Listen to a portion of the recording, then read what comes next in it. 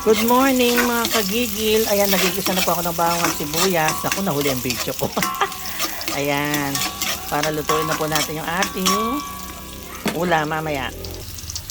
Lagay na po natin yung binabad natin na baboy, ano.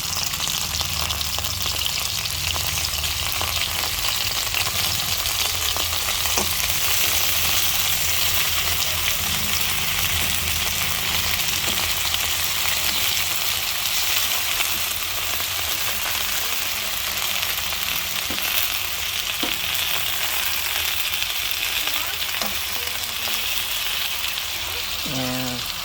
Tabayaan mo po natin maglabas ng liquid ang ating baboy.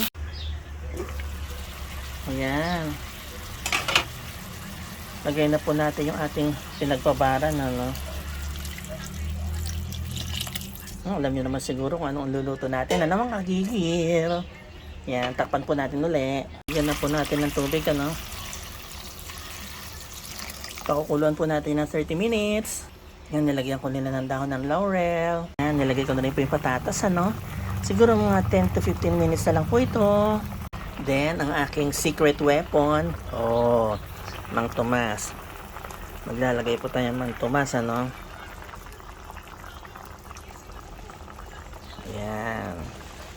Ayan. Lapot na ng sabaw. Diyos ko. Lambot na ng karne.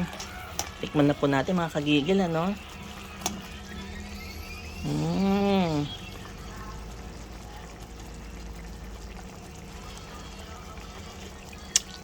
Ang Diyos ko, napakasarap. Ang sarap mga kagigil. May in love kayo sa akin pag natikman niyo yung luto ko. Kain na po tayo mga kagigil. Ayan mga kagigil.